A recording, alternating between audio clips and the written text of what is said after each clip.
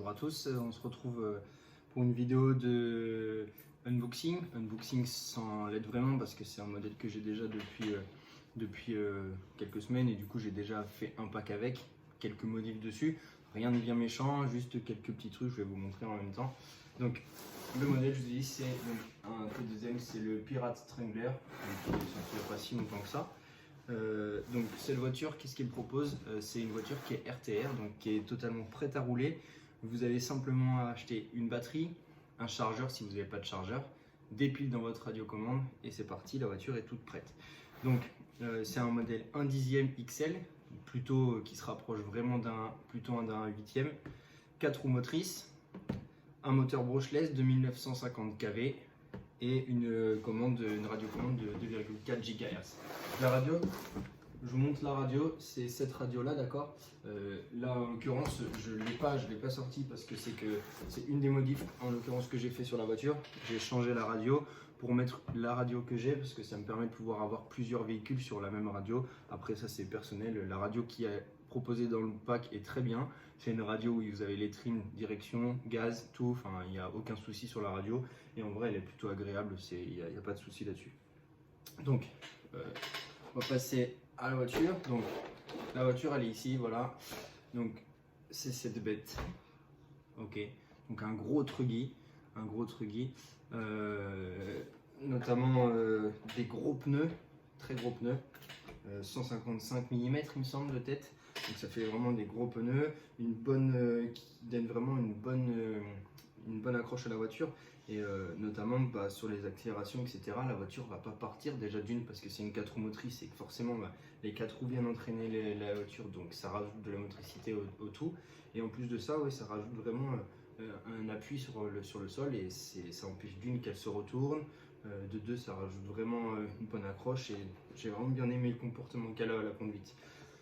Sachant que vous pouvez la faire tourner sur des batteries 2S ou 3S.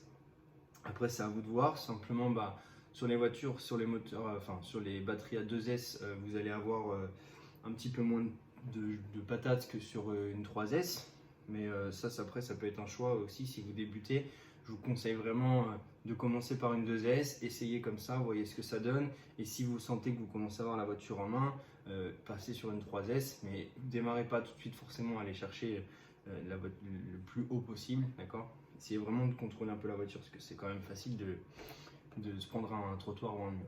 Essayez aussi de faire ça dans des endroits où il n'y a pas grand chose. Donc pour le design, perso je la trouve sympa, je trouve que ça change un petit peu ses couleurs, un petit peu. La carrosserie est plutôt bien réussie. À savoir que vous pouvez très bien acheter des carrosseries soit à peindre, soit des carrosseries déjà toutes faites de Truggy 1/8. Je pense que ça peut largement passer dessus. Il suffit de prendre bien les cotes et à mon avis vous pouvez redécouper ou quoi les carrosseries sans souci. J'essaierai de le faire et j'essaierai de trouver une coque et le faire sur celle-ci. Je ferai une petite vidéo là-dessus. Même si peut-être qu'on pourra peut-être la peindre, etc. Donc, on va regarder à l'intérieur. La carrosserie, à mon goût, est un tout petit peu peut-être un peu rigide et du coup, c'est vrai que pas forcément très flexible. Peut-être que ça peut casser. Enfin, c'est une carrosserie, hein, c'est le but d'une carrosserie, c'est de protéger un petit peu aussi. Donc voilà l'intérieur de la voiture. Je vous montre un petit peu plus. Je suis désolé pour les setups, hein. Bientôt je vous montrerai, mais il y aura un petit atelier, je vais refaire un petit peu tout ça pour qu'on puisse faire ça dans de bonnes conditions. Donc déjà des amortisseurs gros volume, ok, donc ils fonctionnent très bien, ils font très bien le travail. Après c'est pareil, il y a toujours possibilité de changer, mais sincèrement ils sont de bonne qualité. Ceux à l'arrière, peut-être que c'est le véhicule que j'avais, mais peut-être un petit peu moins d'huile, petit réglage à faire pour essayer de durcir un peu les suspensions. Pareil, je vous ferai des petits tutos sur ça pour voir comment faire si vous voulez, pour régler un petit peu ça, des petits réglages rapides pour améliorer. Donc, tac. Donc l'aileron il est séparé, hein, il est tenu avec deux petits clips, ça c'est vendu avec, hein, pas de souci. Donc vous pouvez venir mettre votre aileron. L'avantage de ce genre de modèle, c'est que vous avez vraiment toutes les pièces dispo sur les sites, quoi. Breeze Modif propose toutes les pièces détachées, vous avez plein de choses que vous pouvez mettre dessus, enfin c'est facile. Par exemple, elle est vendue d'origine avec ce genre d'écrou, donc c'est des petits écrous 17, ok, très bien, ils sont bien ces écrous. Perso, j'ai mis donc d'une, c'est un plus esthétique je trouve, petits écrous bleus qui rappellent un peu les suspensions, etc. Mais en plus, c'est des écrous qui sont pleins et ça permet franchement de limiter la terre qui va rentrer vraiment à l'intérieur de l'axe du roue. Et ça me permet aussi d'éviter d'être coincé comme ça a pu me le faire une fois où avec un excédent de terre, bah, c'était quasiment impossible de pouvoir desserrer cet écrou. Donc c'est pas des écrous qui coûtent très très cher et franchement c'est pas mal, ça évite vraiment qu'il y ait de la terre qui se mette dedans. Par contre, faites-vous pas avoir, investissez dans une petite clé. D'une, ça évite d'abîmer vos pas de vis, vos têtes d'écrou, etc. Parce que même avec ceux-là, avec une pince, c'est quand même pas la folie. Et si vous prenez des petits trucs comme ça modifiés là, ça c'est sûr vous allez les éclater. Donc voilà. Donc c'est les seuls modifs que j'ai fait dessus, hein, la radio et ça, c'est pour ça que je vous disais, elle est quasiment neuve. J'ai fait un pack avec, donc un pack, hein, si certains ne voient pas ce que c'est, un pack c'est que j'ai roulé voilà, une batterie avec. Donc un petit pare-choc, ça c'est vraiment pas mal parce que certains véhicules ne sont pas dotés de pare-choc comme ça. Et l'avantage du pare-choc, pour moi, certains vont dire oui, il n'est pas solide, non, il va se casser. Il y a 3 vis à changer, ça doit coûter une misère. Et le pare-choc, il est là pour justement prendre des chocs à l'avant. Si jamais il y a un choc qui est pris ici, au moins ça évite de péter ce qu'il y a derrière. Donc c'est très bien qu'il y en ait un. Ici il se casse, ça change. C'est pas vital à la voiture, mais ça évite de casser ce qu'il y a derrière. Derrière c'est les triangles, etc. Donc c'est quand même un peu plus embêtant. En parlant des triangles, vous avez quand même, donc le châssis c'est un châssis, tout est en plastique nylon, d'accord. Mais l'avantage c'est que vous voyez sur les triangles, il y a vraiment, les triangles sont pleins. C'est pas des triangles où il y a des vides dedans, donc ça rajoute vraiment une dureté et une solidité à la voiture. Et du coup, ça vous fait vraiment des choses assez solides. Il n'y a pas de souci là-dessus. Le cerveau, si je dis pas de bêtises, c'est un cerveau de 7 kg.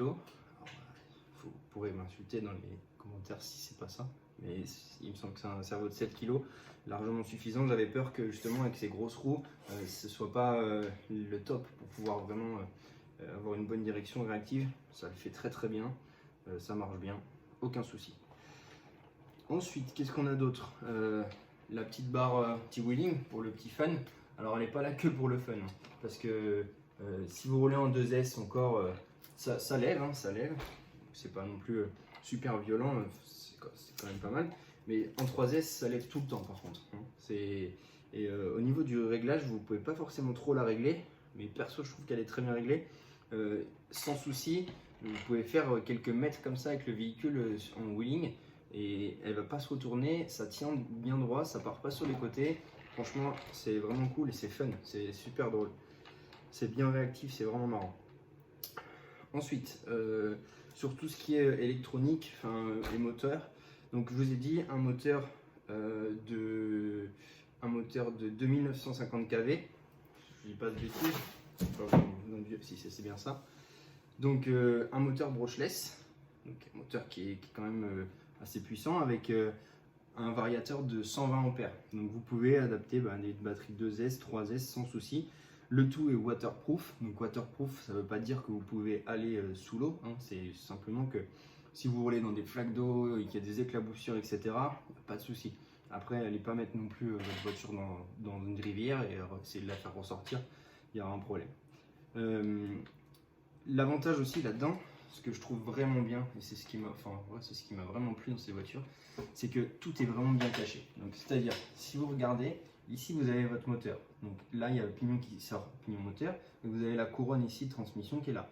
Ici généralement, ça peut être visible, vous n'avez pas forcément un cache qui est dessus. Là tout est caché et tout est hermétique. Ça veut dire que il n'y a aucun caillou ou truc qui peut se mettre là-dedans et vous mangez les roulements, mangez les dents de vos pignons, de vos couronnes. Et ça c'est vraiment un plus.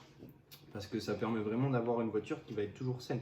Même si elle est un peu sale, il y a des choses qui vont dedans, vous êtes sûr et certain qu'il n'y a rien qui se met là-dedans. Et pareil pour le récepteur, le boîtier de récepteur qui est là, il est maintenu par 2 petites vis qui sont faciles à enlever. Et vous avez votre récepteur qui est nickel, qui est mis dans une petite boîte et qui ne bouge pas du tout. Sur l'axe c'est pareil, donc le transmission est ici. ok, pas de souci, il est bien caché. Enfin, je trouve que c'est vraiment bien pensé. Et je trouve la voiture vraiment pas mal. Donc après, c'est une voiture c'est un petit budget quand même, hein. C'est une voiture qui coûte presque 400 euros, voire un peu plus si vous comptez une petite batterie. Une batterie dans ce style-là qui va vous coûter, allez, je sais pas, entre 40 et 50 euros. Voilà, il y a un chargeur si vous n'en avez pas, comptez, allez, gros, peut-être 450, 460 euros. Mais c'est une voiture où vous ne serez pas déçu. Sincèrement, je suis vraiment content d'avoir cette voiture. Donc voilà pour ce qui est de tout ça. On fera sûrement des tutos pour regarder un petit peu. Je vais vous expliquer pour ceux qui ne connaissent pas les bases sur tout ce qui est batterie. Donc les milliampères sur 3S, 2S, qu'est-ce que ça peut être, etc. On regardera aussi comment par exemple peut-être changer une suspension, changer des choses comme ça. Et n'hésitez pas à mettre en commentaire si vous avez des envies ou il y a des choses que vous ne savez pas forcément et que vous voulez voir. Ça ne me pose aucun souci, au contraire, de faire quelques petits tutos et vous montrer comment on peut faire ça assez facilement. Il y a plein de choses qui ne sont pas si compliquées que ça et que vous pouvez faire vous-même. Il faut se lancer un petit peu des fois au début, mais il n'y a pas de souci là-dessus. On fera aussi une vidéo où on testera la voiture, d'accord? On essaiera en 2S, en 3S et on verra tout ça. Voilà, je vous laisse là-dessus. N'hésitez pas à partager et à aimer un petit peu la page, ok? Et surtout vous mettre des commentaires pour voir ce qui vous intéresse. Voilà, merci.